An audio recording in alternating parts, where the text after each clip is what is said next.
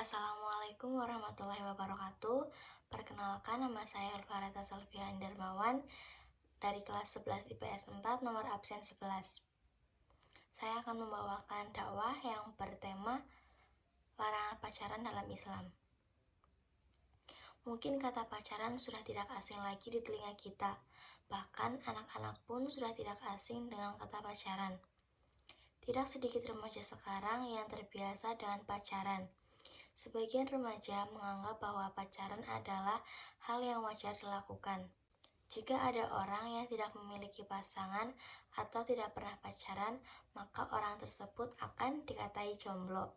Padahal pacaran itu sama saja dengan zina.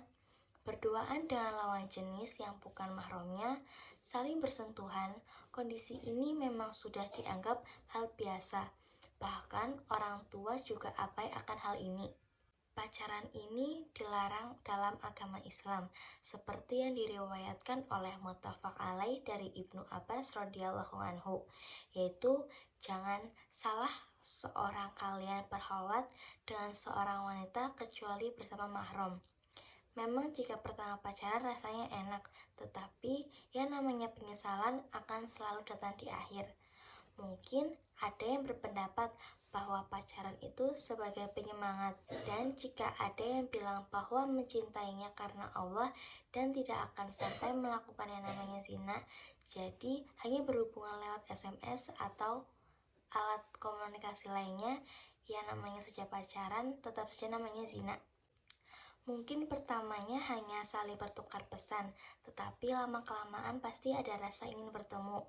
Tidak bisa dipungkiri saat bertemu, saling mengobrol, lama-kelamaan akan berpegangan tangan dan bisa melakukan hal-hal yang tidak diinginkan.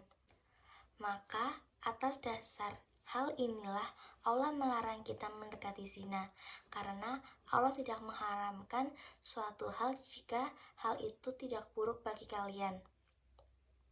Sebagaimana sabda Allah Subhanahu wa taala dalam Quran surat Al-Isra ayat 32. Artinya adalah, dan janganlah kamu mendekati zina. Sesungguhnya zina itu adalah suatu perbuatan keji dan suatu jalan yang buruk. Jadi, kalau ada yang saat ini masih pacaran, akan jauh lebih baik jika kalian sudahi hubungan terlarang itu. Dan kalau ada yang masih jomblo, bersyukurlah. Mungkin ini adalah cara Allah untuk menjaga kita. Adanya larang mendekati zina merupakan bukti bahwa Allah ingin menjaga hambanya dari perbuatan-perbuatan haram. Dan sebagai pemeluk agama tersebut, kita harus mengindahkan setiap larangan yang ditetapkan. Jika pacaran dilarang, lantas apakah manusia tidak diperbolehkan jatuh cinta? Tentu saja boleh, karena mencintai lawan jenis adalah salah satu tanda kekuasaan Allah. Hanya saja kita harus menyadari bahwa cinta yang kita miliki harus dijaga dari hal-hal terlarangnya, agar kesucian cinta tetap terjaga. Apa saja cara yang bisa dilakukan? Jadi, terdapat beberapa cara yang dapat dilakukan untuk menjaga cinta yang kita miliki. Pertama adalah mempunyai niat yang baik hanya karena Allah, yaitu mencintai seseorang dengan cinta yang sesungguhnya, bukan mencintai karena nafsu, baik itu nafsu dengan fisik seseorang atau dengan hartanya. Karena bagaimanapun fisik akan berubah dan kaya tak selamanya. Keutamaan cinta di dalam agama Islam adalah beribadah hanya kepadanya.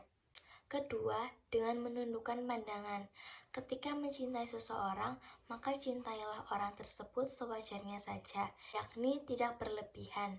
Dan kita harus bisa menundukkan pandangan, baik itu terhadap orang yang kita cintai atau orang lain yang bukan mahram kita. Maka dari itu, berjuanglah dengan kesabaran untuk mendapatkan pasangan yang halal. Ketiga, memperbaiki diri. Adapun cara menjaga cinta, yang ketiga adalah dengan selalu memperbaiki diri. Dengan memperbaiki diri kita, maka Allah akan datangkan jodoh terbaik. Karena bisa saja orang yang kita cintai bukan jodoh kita. Dan perlu diingat pula bahwa Allah akan menjodohkan orang baik dengan orang baik. Maka kita akan memperbaiki diri karenanya. mungkin kita akan disatukan dengan orang yang terus memperbaiki diri. Karena itu, mari kita jauhi sama yang namanya pacaran, karena hal itu bisa berdampak buruk bagi kita semua. Sekian dari saya, dan semoga sedikit ilmu yang saya berikan dapat bermanfaat bagi kita semua. Mohon maaf bila ada kekurangan dan kesalahan. Wassalamualaikum warahmatullahi wabarakatuh.